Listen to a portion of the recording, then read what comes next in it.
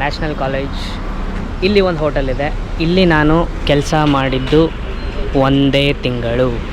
ಅಲ್ಲಿ ಡೈರೆಕ್ಟಾಗಿ ಹಿಂಗೆ ಬಂದೆ, ಗುರು ಇದೇ ಹೋಟೆಲ್ಲು, ಏನೋ 15 ವರ್ಷ ನಾನ್ ವೆಜ್ ಹೋಟ್ಲಿಗೆ ಹೋಗೋಣ ಅಂತ ಯಾರೋ ಕೇಳಿದೆ, ರಿಜೆಕ್ಟ್ ಮಾಡಿದ್ರು ಅನ್ಸುತ್ತೆ. ನೆಕ್ಸ್ಟ್ ಒಂದು ಹೋಟ್ಲಲ್ಲಿ ಹೋಗ್ಬಿಟ್ಟು ಕೇಳಿದೆ, ಅಲ್ಲೂ ರಿಜೆಕ್ಟ್ ಮಾಡಿದರು. ಮೇ ಬಿ ಅದು 50ರಿಂದ 100 ತಿಗಣೆ. ನಾನು ದುಡ್ಡು ಸೇವ್ ಮಾಡಾದಮೇಲೆ ನನ್ನ ಹತ್ರ ಫಸ್ಟ್ ಬಂದಿದ್ದು ನನ್ನ ಬೈಕ್. ಫಸ್ಟ್ ನಾನು ತೊಗೋಬೇಕು ಅಂದ್ಕೊಂಡಿದ್ದು ದಿಸ್ BMW. ಎಲ್ರಿಗೂ ನಮಸ್ಕಾರ, welcome back bouncing pulse channel.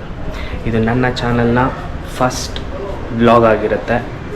ತನ್ನ ಫ್ಯಾಮಿಲಿಯಿಂದ ಬೇರ್ಪಟ್ಟು ಹೇಗೆ ಅವನ ಲೈಫ್ನ ಲೀಡ್ ಮಾಡ್ಕೊತಾನೆ ಅನ್ನೋದು ನನ್ನ ಲೈಫಲ್ಲಿ ಆಗಿದೆ. ಸೊ ಅದನ್ನು ನಿಮಗೆ ಹೇಳಕ್ಕೆ ಹೊರಟಿದ್ದೀನಿ. It's a story. ನಾನು ಎಲ್ಲೆಲ್ಲಿ ಕೆಲಸ ಮಾಡಿದ್ದೀನಿ ಅದನ್ನು ತೋರಿಸ್ತೀನಿ. ಬೆಂಗಳೂರಿಗೆ ಬಂದು ಏನು ಮಾಡಿದೆ, ಹೇಗೆ ಜೀವನ ಮಾಡಿದೆ ಅನ್ನೋದು ಯಾಕೆ ಹೇಳಬೇಕು, ಇದನ್ನು ನಾನು ನಿಮ್ಮ ಹತ್ರ ಯಾಕೆ ಹಂಚ್ಕೋಬೇಕು ಅಂತಂತ ನೀವು ಕೇಳೋದಾದರೆ, ಫಾರ್ ಮೋಟಿವೇಶನ್. ಎಷ್ಟೋ ಜನರಿಗೆ ಇದು ಮೋಟಿವೇಟ್ ಆಗುತ್ತೆ. ನಂತರ ಎಷ್ಟೋ ಜನ ಊರು ಬಿಟ್ಟು ಬೆಂಗಳೂರಿಗೆ ಬಂದು ಕೆಲಸ ಮಾಡಿದವರಿದ್ದಾರೆ. ಸೊ ಅವರಿಗೆ ಒಂದು ಮೋಟಿವೇಶನ್ ಆಗಬೇಕು. ಫ್ಯಾಮಿಲಿಯಿಂದ ದೂರ ಆದವರು ತುಂಬ ಜನ ಹಾಳಾಗಿದ್ದಾರೆ. ತುಂಬ ಕಡಿಮೆ ಜನ ಒಳ್ಳೆ ರೀತಿಲಿ ಬದುಕ್ತಾ ಇದ್ದಾರೆ. ಆ ಒಳ್ಳೆತನನ ಕಾಪಾಡಿಕೊಂಡು ಹೇಗೆ ನಾನು ಬೆಂಗಳೂರಲ್ಲಿ ಇದ್ದೆ. So this video is all about motivation. ಇಲ್ಲೇನು ನೋಡ್ತಾ ಇದ್ದೀರಾ, ಇದು ಬ್ಯಾಂಗ್ಳೂರು ರೈಲ್ವೆ ಸ್ಟೇಷನ್. ನನ್ನ ಲೈಫ್ ಸ್ಟಾರ್ಟ್ ಆಗಿದ್ದು ಇಲ್ಲಿಂದ. 2 ಬ್ಯಾಗ್ ಇಟ್ಕೊಂಡು ಏನು ಮಾಡಬೇಕು ಅಂತ ಗೊತ್ತಾಗದೆ ಹೊರಗಡೆ ಹೋಗಿಬಿಟ್ಟು ಯೋಚನೆ ಮಾಡಿ ತುಂಬ ಹಸುವಾಗಿತ್ತು. ಪೊಲೀಸ್ನವರಿಗೆ ಊಟ ಕೇಳಿದೆ, ಊಟ ಕೊಡಿಸಿದ್ರು ಪಾಪ ಹೇಳಿದ ತಕ್ಷಣ. ಅದಾದಮೇಲೆ ಕೆಲಸ ಬೇಕು, ಕೆಲಸ ನೋಡೋಕ್ಕೆ ಅಂತ ಹೋಟೆಲ್ಸ್ನ ಅಪ್ರೋಚ್ ಮಾಡಿದೆ. ಫಸ್ಟ್ ಇದೇ ನಾನ್ ವೆಜ್ ಹೋಟ್ಲಲ್ಲಿ ಅನಿಸುತ್ತೆ. ನಾನು ಅಂದರೆ ನನಗೆ ನಾನ್ ವೆಜ್ ಅಂದರೆ ತುಂಬ ಇಷ್ಟ. ನಾನ್ ವೆಜ್ ಹೋಟ್ಲಿಗೆ ಹೋಗೋಣ ಅಂತ ಯಾರೋ ಕೇಳಿದೆ, ರಿಜೆಕ್ಟ್ ಮಾಡಿದ್ರು ಅನಿಸುತ್ತೆ. ನೆಕ್ಸ್ಟ್ ಒಂದು ಹೋಟ್ಲಲ್ಲಿ ಹೋಗ್ಬಿಟ್ಟು ಕೇಳಿದೆ, ಅಲ್ಲೂ ರಿಜೆಕ್ಟ್ ಮಾಡಿದರು. ಮೇ ಬಿ ಅದು ಇಲ್ಲೇ ಎಲ್ಲೋ ಇದೆ, ಕಂಡಿಡಿಯೋಕ್ಕಾಗಲ್ಲ ಈಗ, ಕಷ್ಟ. ಬಟ್ ಕೊನೆಯದಾಗಿ ಒಂದು ಹೋಟೆಲ್ ನನಗೆ ಅಕ್ಸೆಪ್ಟ್ ಮಾಡ್ಕೊಳುತ್ತೆ, ಸರಿ ಬಾರಪ್ಪ ಕೆಲಸ ಮಾಡು ಅಂತ. ಸೊ ಆ ಹೋಟೆಲ್ ಇಲ್ಲಿದೆ, ತೋರಿಸ್ತೀನಿ ನೋಡಿ. ಮುಂದುಗಡೆ ಸ್ಟ್ರೈಟ್ ಕಾಣಿಸ್ತಿದೆಯಲ್ಲ, Hare Krishna pure veg restaurant. So ಅದೇ ಹೋಟೆಲು. ಫೆನ್ಸು ಮುಂಚೆ ಏನೂ ಇದ್ದಿಲ್ಲ. ಇದು ಡೈರೆಕ್ಟಾಗಿ ಹಿಂಗೆ ಬಂದೆ, ಗುರು ಇದೇ ಹೋಟೆಲ್ಲು. ಅವತ್ತು ರಾತ್ರಿ ಉಳ್ಕೊಳಕ್ಕೆ ಹೇಳಿದರು, ಉಳ್ಕೊಂಡೆ. ನೆಕ್ಸ್ಟ್ ಡೇಯಿಂದ ಕೆಲಸ ಸ್ಟಾರ್ಟ್ ಮಾಡಿ ಅವ್ರು ನಂದು ಬಿಹೇವಿಯರ್ ಎಲ್ಲ ನೋಡಿಬಿಟ್ಟು, ಇವ್ನು ಇಲ್ಲಿ ಬೇಡ, Yeshwanthpur Indian Institute of Science ಅಂತ, ಸೊ ಅಲ್ಲಿ ಕೆಲಸಕ್ಕೆ ಸೇರಿಸಿದ್ರು. ಅಲ್ಲಿ ಕೆಲಸ ಒಂದು 6 ಮಂತ್ಸ್ 7 ಮಂತ್ಸ್ ಏನೋ ಮಾಡಿದೆ. ಆದರೆ ಎಕ್ಸ್ಪೀರಿಯೆನ್ಸ್ ಹೇಗಿತ್ತು, ತುಂಬ ಹಾರಿಬಲ್ ಇತ್ತು ಎಕ್ಸ್ಪೀರಿಯೆನ್ಸ್ ಮಾತ್ರ. ಡೈರೆಕ್ಟಾಗಿ ಬೆಂಗಳೂರಿಗೆ ಕೆಲಸಕ್ಕೆ ಬಂದಿಲ್ಲ.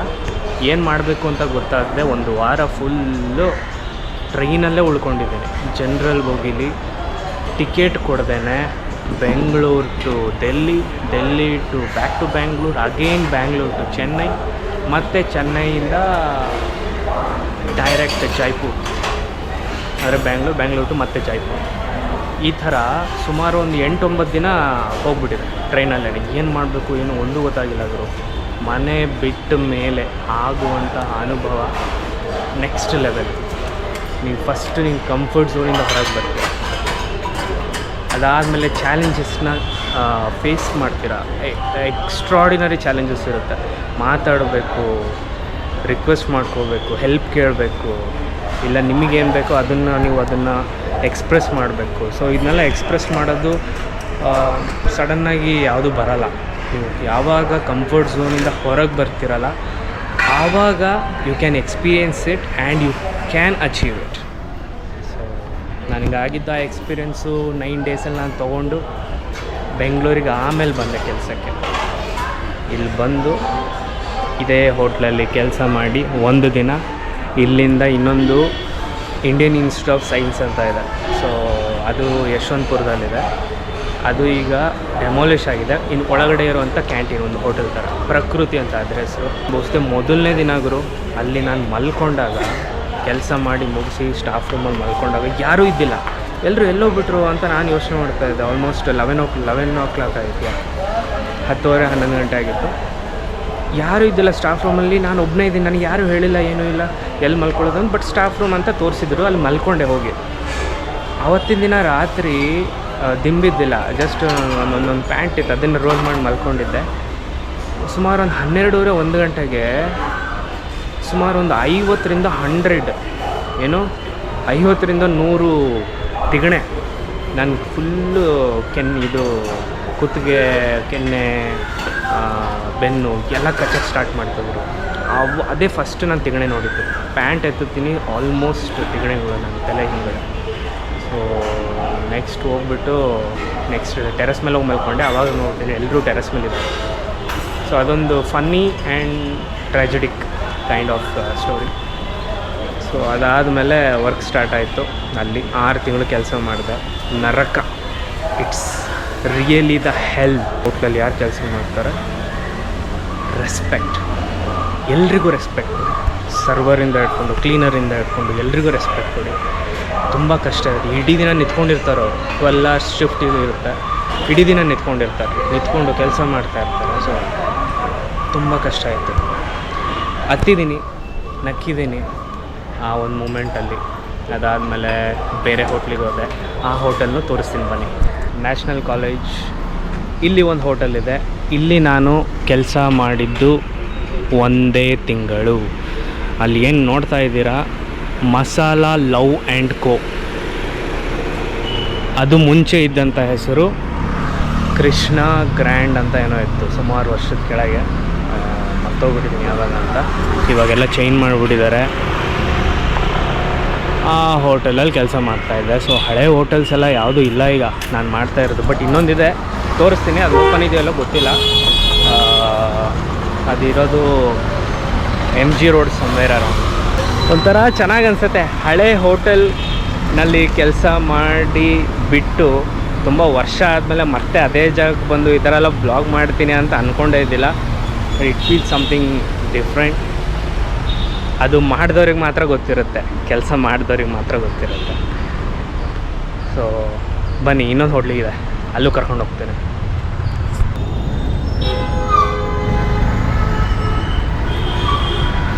ಉಡುಪಿ ಪಾರ್ಕ್. ಸೊ ಇದು ಏನಿದೆ, ಇದು ಬ್ರಿಗೇಡ್ ರೋಡ್ ಹತ್ರ ಇರೋದು. ಸೊ ಈ ಹೋಟೆಲ್ನಲ್ಲಿ ನಾನು ಆಲ್ಮೋಸ್ಟ್ 1 month ಅಷ್ಟೇ ಕೆಲಸ ಮಾಡಿರೋದು. ಇವರು ಒಂದು ರವೆ ಇಡ್ಲಿ,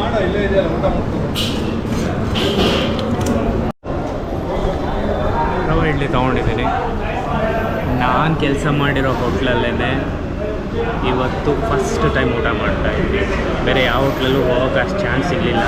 ಆಮೇಲೆ ಈ ಹೋಟ್ಲು ಹಾಗೆ ಇದೆ, ಬೇರೆ ಎಲ್ಲ ಆಲ್ಮೋಸ್ಟ್ ಚೇಂಜ್ ಆಗಿತ್ತು. ಆಮೇಲೆ ಇನ್ನೊಂದು ಡೆಮಾಲಿಷ್ ಆಗಿದೆ.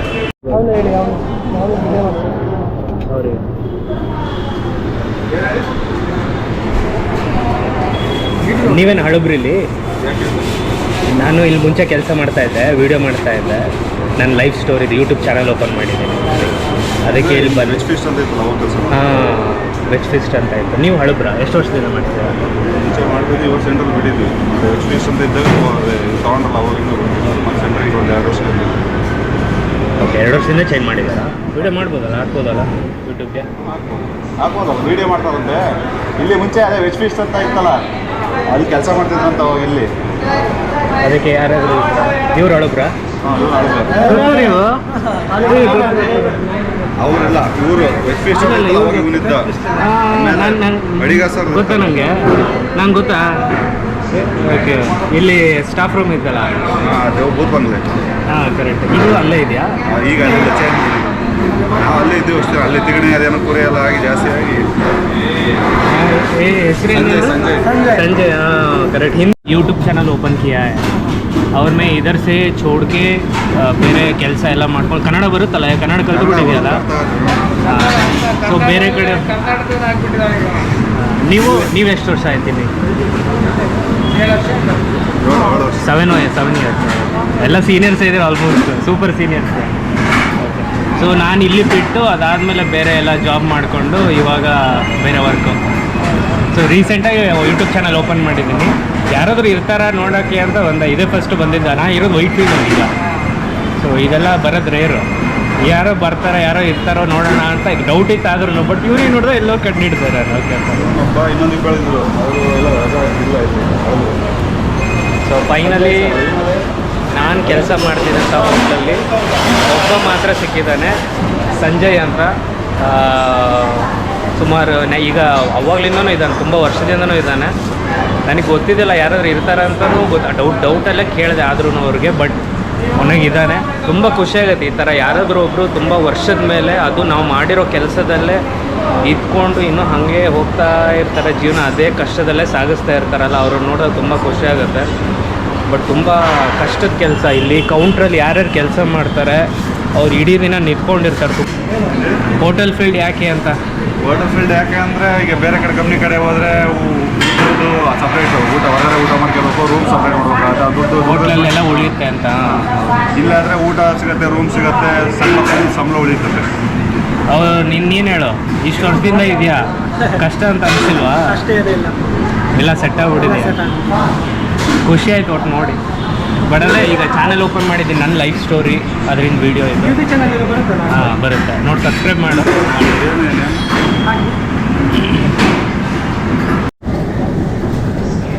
ಇದೆ ಸರ್ ಚಾನಲ್ ಫಸ್ಟ್ ವೀಡಿಯೋ, ಇದು ಸೆಕೆಂಡ್ ವೀಡಿಯೋ ಮಾಡ್ತಾ ಇರೋದು. Bouncing pulse.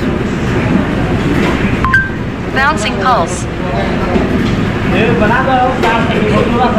ಸಬ್ಸ್ಕ್ರೈಬ್ ಮಾಡಿ, ಲೈಕ್ ಮಾಡಿ. ಮಾತಾಡ್ಸಿದೆ, ಎಲ್ಲರೂ ಖುಷಿಪಟ್ಟರು, ಚಾನಲ್ನ ಸಬ್ಸ್ಕ್ರೈಬ್ ಮಾಡಿಕೊಂಡ್ರು. ನೋಡೋಣ ಈಗ ನೆಕ್ಸ್ಟ್ ಸ್ಟೋರಿ ನಾನು ಮನೆಗೆ ಹೋಗ್ಬಿಟ್ಟು ಹೇಳ್ತೀನಿ. ಎಲ್ಲ ಹೋಟೆಲ್ಸ್ನ ತೋರಿಸ್ದೆ, ಎಲ್ಲೆಲ್ಲಿ ಕೆಲಸ ಮಾಡಿದೆ ಏನು ಅಂತ.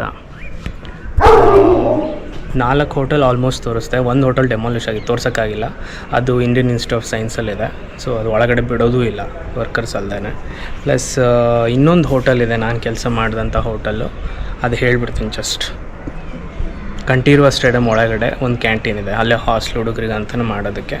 ಅಲ್ಲಿ 2 months ಮಾಡಿದೆ. ತುಂಬ ಕಷ್ಟ ಇತ್ತು ಅಲ್ಲಿ, ಇನ್ನೂ ಹೆವಿ ಕಷ್ಟ ಆಯಿತು. ಪಾತ್ರೆ ತೊಳೆಯೋದ್ರಿಂದ ಹಿಡ್ಕೊಂಡು ಅಡುಗೆ ಮಾಡೋದು, ಕಟ್ಟಿಂಗು, ಕುಕ್ಕಿಂಗು, ಸರ್ವಿಂಗು, ಕ್ಲೀನಿಂಗು ಎಲ್ಲ. ಸೊ ಆಗಲಿಲ್ಲ, ಅದು ಬಿಟ್ಟೆ. ಆವಾಗಲೇ ನಾನು ದೊಡ್ಡ ನಮಸ್ಕಾರ ಮಾಡಿದೆ, ಹೋಟ್ಲಿಗೆ ಡಿಪಾರ್ಟ್ಮೆಂಟೇ ಬೇಡ ಅಂತ. ಅದಾದಮೇಲೆ ನಾನು ಚೂಸ್ ಮಾಡಿದಂಥ ಕೆಲಸ ಫ್ಯಾಕ್ಟ್ರಿ, ಅದು ಉಪ್ಪಿನಕಾಯಿ ಫ್ಯಾಕ್ಟ್ರಿ. ಅಲ್ಲಿನೂ 2 months ಕೆಲಸ ಮಾಡಿದೆ ಗುರು. ಬರೋ ಸಂಬಳ ಹಿಂಗೆ ಊಟ ಮಾಡಿಕೊಂಡು ಖರ್ಚು ಮಾಡ್ಕೊಂಡು ನಾನು ಮತ್ತೆ ಕೆಲಸಕ್ಕೆ ಹೋಗಿದ್ದು ಹೋಮ್ ನರ್ಸಿಂಗ್. ಮನೆಯಲ್ಲಿ ನರ್ಸಿಂಗು, ಪೇಷಂಟ್ಸ್ ಇದ್ದರೆ, ವಯಸ್ಸಾದವರಿದ್ದರೆ ಅವ್ರನ್ನ ನೋಡ್ಕೊಳ್ಳೋದಕ್ಕೆ. ಸೊ ಅವ್ರನ್ನ ನೋಡಿಕೊಂಡು ಒಂದು ಆಲ್ಮೋಸ್ಟ್ 2 years ಕಾಲ ಕಳೆದೆ ಹಂಗೆ. 1 and 2 ಇಂದ ಹಿಡ್ಕೊಂಡು ಪ್ರತಿಯೊಂದು ಬಾತಿಂಗ್, ಫೀಡಿಂಗ್, ಟೇಕಿಂಗ್ ಕೇರ್. ಇನ್ನು 1 year ಒಬ್ಬರು ಮನೇಲಿ, ಇನ್ನು 6 months ಇನ್ನೊಬ್ಬರು ಮನೇಲಿ. ಸೊ ಈ ಥರ. ಸೊ ಅದನ್ನು ಬಿಟ್ಟೆ, ಹೋಮ್ ನರ್ಸಿಂಗು. ಅದಾದಮೇಲೆ ಒಂದ್ರಲ್ಲಿ ಫಿಕ್ಸ್ ಆಗೋಕ್ಕಾಗಲ್ಲ, ಯಾಕಂದರೆ ಮನೆ ಬಿಟ್ಟು ಇಷ್ಟೆಲ್ಲ ಕಷ್ಟಪಟ್ಟು ನಾನು ಒಂದೇ ಕಡೆ ಇದ್ದರೆ ಆಗಲ್ಲ. ಹೋಮ್ ನರ್ಸಿಂಗ್ ಆದಮೇಲೆ ಈಗ ನಾನು ಇನ್ನು ಜಾಬು ಯಾವುದು ಕೊರೋನಾ ಬಂತು ಅವಾಗ. ಕೊರೋನಾದಲ್ಲಿ ಅದಾದಮೇಲೆ ನಾನು ಟ್ರೈನಿಂಗ್ ತೊಗೊಂಡೆ, ಕೋರ್ಸ್ ಮುಗಿಸ್ಕೊಂಡೆ ಆದಮೇಲೆ ಜಾಬ್ ಮಾಡಿಕೊಂಡೆ. ಸೊ ಹೀಗೆ ಸ್ಟ್ರಗ್ಲಿಂಗ್ ಲೈಫ್ ತುಂಬ ಇತ್ತು. ಆಲ್ಮೋಸ್ಟ್ 10 yearsಲ್ಲಿ ಯಾರದೇ ಸಪೋರ್ಟ್ ಇಲ್ಲದೆ, ಏನೋ ಮೆಂಟಲ್ ಸಪೋರ್ಟ್ ಇಲ್ಲದೆ, ಎಮೋಷ್ನಲ್ ಸಪೋರ್ಟ್ ಇಲ್ಲದೆ ಒಬ್ಬನೇ ಲೈಫ್ ಲೀಡ್ ಮಾಡೋದಿದೆಯಲ್ಲ, ಅದು ತುಂಬ ಕಷ್ಟ. ಫ್ರೆಂಡ್ಸ್ ಇಲ್ಲದೆ. ಸೊ ಅವಾಗ ನಾನೇನು ಮಾಡಿದೆ, ಟ್ರಾವೆಲಿಂಗ್ ಸ್ಟಾರ್ಟ್ ಮಾಡಿಕೊಂಡೆ, ಮಾತಾಡ್ಸೋದಕ್ಕೆ ಸ್ಟಾರ್ಟ್ ಮಾಡಿದೆ. ಅದಾದಮೇಲೆ ಸೆಲ್ಫ್ ಕಾನ್ಫಿಡೆನ್ಸ್ ಜಾಸ್ತಿ ಆಯಿತು. ಅದಾದಮೇಲೆ ಹೆಂಗೋ ಟ್ರೈನಿಂಗ್ ಆಗಿತ್ತಲ್ಲ, ಕೋರ್ಸ್ ಮುಗಿಸ್ಕೊಂಡೆ. ಅದಾದಮೇಲೆ ಜಾಬ್ ಮಾಡಿದೆ.